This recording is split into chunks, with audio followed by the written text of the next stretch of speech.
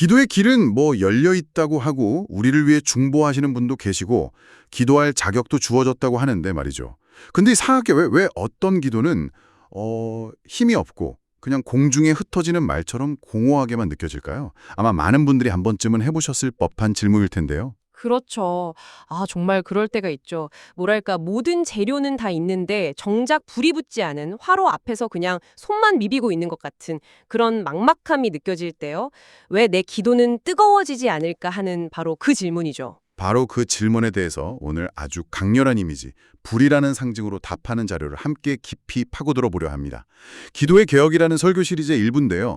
오순절 기도에 불이 붙다라는 제목의 설교문입니다. 이번 탐구의 목표는 명확합니다.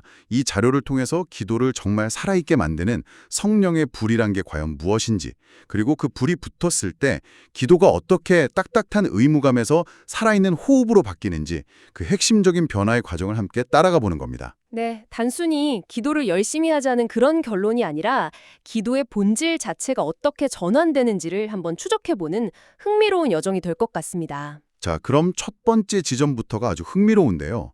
보통 오순절 하면 어떤 이미지가 떠오르세요? 저는 그냥 갑자기 하늘에서 막 불이 내려오고 사람들이 갑자기 다른 언어로 말하기 시작하고 그런 초자연적인 사건이 먼저 탁 떠오르거든요. 대부분 그렇죠. 그게 뭐랄까 일종의 영적인 빅뱅처럼 생각하기 쉽습니다. 그런데 이 설교문은 우리가 그 놀라운 장면에만, 그러니까 사도행전 2전 1절에 오순절 날이 이미 이름에 여기에만 집중하느라 바로 그 직전의 중요한 장면을 놓치고 있다고 지적합니다. 바로 사도행전 1장 14절 마음을 같이하여 오로지 기도에 힘쓰더라라는 구절입니다. 그러니까 오순절의 기적이 아무것도 없던 진공 상태에서 갑자기 뻥 하고 터진 게 아니라는 말씀이시군요. 그 전에 오로지 기도에 힘쓰던 시간이 있었다. 바로 그겁니다. 오순절은 기도하지 않던 사람들에게 일어난 깜짝 이벤트가 아니고요. 기도의 자리를 떠나지 않고 머물던 사람들에게 하나님이 응답하면서 불을 붙이신 사건이다. 이런 해석이죠. 이건 관점의 큰 전환이에요. 그 상황을 한번 상상해 보면 그들의 기도가 정말 절박했을 것 같아요. 예수님은 승천해서 눈앞에 보이지 않고 약속하신 성령은 아직 오시지 않았고 그야말로 리더가 사라진 공동체의 가장 불안하고 막막한 시간이었을 텐데요. 맞습니다. 그 암흑 같은 시간, 그 공백기 속에서 그들이 할 수 있었던 유일한 행동이 바로 기도였던 거죠. 이 설교문은 그 시간을 단순히 기다리는 시간이 아니라 준비된 기도의 자리라고 표현합니다. 그리고 바로 그 기도의 장작더미가 쌓여 있었기 때문에 성령의 불이 임할 토대가 되었다는 겁니다. 갑자기 맨 땅에 떨어진 불이 아니라 이미 충분히 쌓아 올린 장작더미 위에 붙은 불이라는 거죠. 준비된 장작더미라는 비유가 굉장히 직관적이네요. 그냥 손 놓고 기다린 게 아니라 기도로서 불이 붙을 자리를 계속해서 다지고 있었다는 거군요. 그렇다면 그 장작더미에 붙은 불 자체는 우리가 흔히 생각하는 능력과는 좀 다른 성격이었던 건가요? 성령이 임했다고 하면 보통 방언이나 치유 같은 그런 놀라운 능력들을 먼저 떠올리게 되잖아요. 네, 아주 중요한 질문입니다. 성경의 묘사를 보면 성령이 불의 혀처럼 갈라지는 것들의 형태로 임했다고 되어 있죠. 이 설교문은 여기서 불이 능력보다 앞서는 더 근원적인 의미를 갖는다고 설명합니다. 바로 하나님의 임재, 프레전스, 그 자체를 상징한다는 겁니다. 임재요? 네, 마치 모세가 시내산 떨기나무에 붙은 불 앞에서 신발을 벗고 하나님의 현존을 직접 마주했던 것처럼 성경에서 불은 언제나 하나님의 거룩하심, 그분의 살아있는 현존을 상징하는 가장 강력한 이미지였거든요. 그래서 이 설교문에 아주 날카로운 문장이 하나 등장합니다. 임재 없는 능력은 위험하지만 임재 위에 임한 능력은 세상을 바꾼다.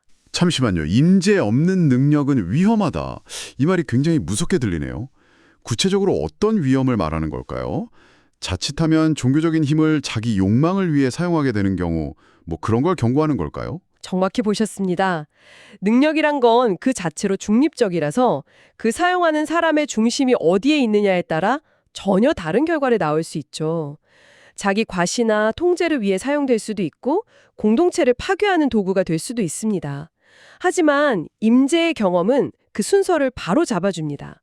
성령의 불은 내가 너희에게 엄청난 능력을 주겠다는 선언 이전에 내가 너희와 함께 있다.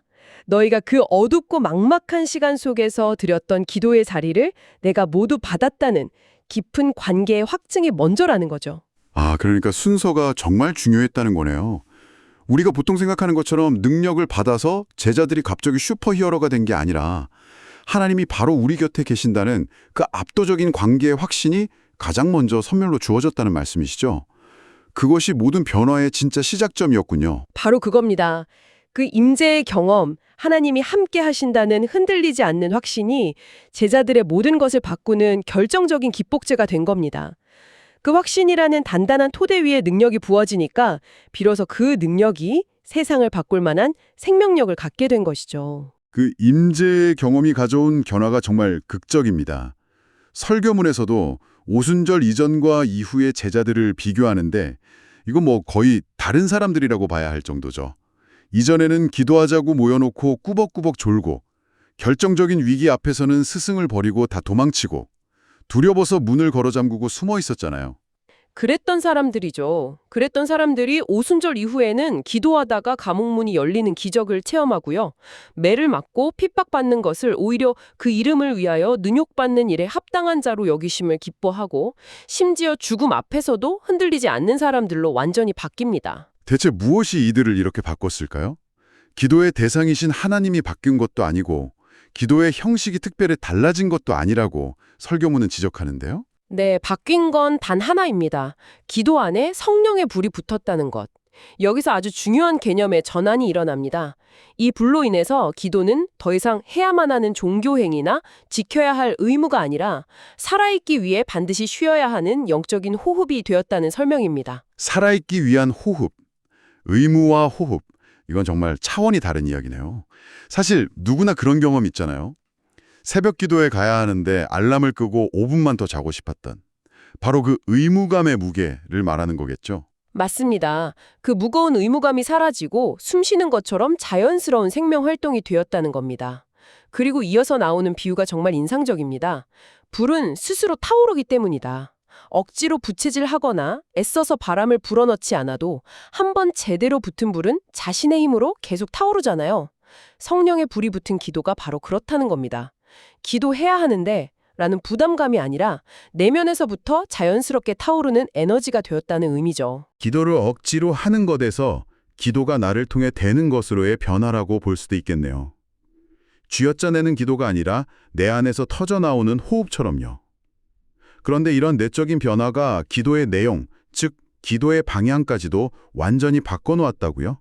네, 이 부분이 어쩌면 가장 놀라운 변화일지 모릅니다. 오순절 이후 제자들의 기도를 보면 그 내용이 180도 달라집니다. 더 이상 주님, 우리를 이 위험에서 살려주십시오 라거나 이 고통스러운 상황을 피하게 해주십시오 라고 기도하지 않습니다. 그 험악한 상황 속에서 뭐라고 기도했죠? 사도행전 4장을 보면 대제사장들에게 끌려가서 온갖 위험을 받고 풀려난 뒤에 모여서 이렇게 기도합니다. 주여, 이제도 그들의 위협함을 굽어보시옵고 또 종들로 하여금 담대히 하나님의 말씀을 전하게 하여 주옵소서. 세상에 목숨이 위태로운 상황에서 살려달라가 아니라 말씀을 전하게 해달라니요. 이건 정말 상상하기 힘든 수준의 변화인데요. 이런 엄청난 심리적 전환은 대체 어디서 온 걸까요? 바로 앞서 이야기한 임재의 경험과 연결됩니다. 하나님이 나와 함께 하신다는 절대적인 안정감이 확보되니까 더 이상 나의 생존이 기도의 최우선 순위가 아니게 되는 거죠. 내 안위보다 더 중요한 것이 있다는 걸 깨닫게 된 겁니다. 그래서 설교문은 이 변화를 세 가지로 명확하게 정리합니다. 첫째, 생존의 기도가 사명의 기도로 바뀌었다. 둘째, 회피의 기도가 담대함의 기도로 바뀌었다. 그리고 마지막으로 나 중심의 기도가 하나님 나라 중심의 기도로 완전히 전환되었다는 겁니다. 아, 기도의 중심축 자체가 이동한 거군요. 내 문제, 내 필요, 내 안전에 갇혀있던 기도의 시야가 하나님이 원하시는 더 큰 그림으로 활짝 열린 거네요. 성령의 불이 붙는다는 것은 단순히 기도가 뜨거워지는 감정적인 차원을 넘어서 삶의 목표와 가치관 자체를 재설정하게 만드는 강력한 사건이었군요. 맞습니다. 불이 붙으면 빛이 나고 주변을 밝히잖아요. 기도의 불 역시 개인의 내면을 밝히는 것을 넘어서 공동체와 세상을 향한 빛으로 자연스럽게 확장되는 거죠. 자, 그렇다면 이 모든 오순절의 이야기가 오늘을 사는 우리에게는 무엇을 의미할까요? 이 설교문은 마지막으로 아주 현실적인 질문을 던지는데요. 오늘날 교회나 서점에 가면 기도에 대한 수많은 방법론, 세미나, 책들이 넘쳐납니다. 그런데 이 설교는 어쩌면 우리가 정말 중요한 것을 놓치고 있다고, 본질을 비껴가고 있다고 지적하는 것 같습니다. 네, 바로 불입니다. 이 부분이 현대 신앙인들에게 던지는 가장 날카로운 질문일 겁니다. 불이 없으면 아무리 좋은 장작과 최신식 화로가 있어도 아무 소용이 없듯이 아무리 세련되고 효과적인 기도의 방법을 배워도 그 안에 불이 없으면 그 기도는 금방 식어버리고 결국 또 하나의 부담스러운 종교적 습관으로 전락하기 쉽다는 지적입니다. 듣고 보니 그러네요. 기도 잘하는 법을 배우는 게 문제가 아니라 기도하고 싶게 만드는 그 근원적인 동력이 없다는 게 진짜 문제라는 거군요. 근데 여기서 이런 질문을 던지는 분도 있을 것 같아요. 그래도 방법이나 기술이 중요하지 않나요? 불이 약해졌을 때 어떻게 기도해야 할지 막막할 때 그런 구조가 도움이 되잖아요. 또 모든 방법론을 폐기하자는 것이 아닐 겁니다. 구조나 방법은 분명히 유용한 그릇이 될 수 있습니다. 하지만 이 설교가 경고하는 것은 우리가 언제부턴가 그릇을 채울 내용물을 구하기보다는 그릇 자체를 더 화려하게 닦고 꾸미는 데에만 집중하고 있다는 점입니다. 방법이 본질을 대체할 수는 없다는 거죠. 아, 그릇과 내용물의 비유가 명확하네요. 우리가 구해야 할 것은 더 세련된 기도 기술이나 더 많은 정보가 아니라 그 모든 기술과 정보를 살아 움직이게 할 근원적인 동력, 즉 불의 임재 그 자체라는 거군요. 정확합니다. 그래서 이 설교는 오순절을 이렇게 제정해야 합니다. 오순절은 기도 잘하는 법을 가르친 날이 아니라 기도하게 만드는 불이 임한 날이라고요. 결국 핵심은 우리의 기도를 죽은 의무가 아닌 살아있는 호흡으로 만드는 성령의 불, 하나님의 살아있는 임재를 구하는 데 있다는 결론에 이릅니다. 오늘 우리는 오순절 기도에 불이 붙다라는 설교문을 통해 힘 있는 기도의 핵심은 기술이나 방법이 아닌 불, 즉 하나님의 살아있는 임재에 있다는 것을 깊이 있게 살펴보았습니다. 기도의 장작더미가 준비될 때 불이 임하고 그 불은 기도를 의무에서 호흡으로, 나 중심에서 하나님 나라 중심으로 변화시킨다는 강력한 메시지를 따라가 보았습니다. 그리고 이 설교문은 오순절이 단 한 번의 역사적 사건으로 끝난 것이 아니라고 강조합니다. 그것은 지금도 기도하는 개인과 공동체 위에 하나님이 불을 붙이시는 계속되는 약속이라는 거죠. 하나님은 2000년 전 그때처럼 지금도 여전히 불을 붙일 기도의 자리, 그 준비된 장작더미를 찾고 계신다는 희망적인 메시지로 끝을 맺습니다. 네, 식어버린 기도, 멈춰버린 기도, 형식만 남은 기도에 다시 불이 붙기를 소망한다는 설교자의 마지막 기도가 오랫동안 마음에 남네요. 자, 이제 마지막으로 여러분께 생각해 볼 질문을 하나 던지며 마무리할까 합니다. 이 설교 시리즈의 다른 목차들을 보면 다윗, 한나, 엘리야 같은 수많은 인물들의 기도가 나열되어 있습니다. 오늘 우리가 함께 나눈 이 불의 관점에서 본다면 그들의 기도에는 각각 어떤 모양과 온도의 불이 붙어 있었을까요? 그리고 만약 여러분의 기도가 딱딱한 의무를 넘어 불붙은 호흡이 된다면 그 호흡은 지금 무엇을 향해 가장 뜨겁게 타오를 것 같으신가요?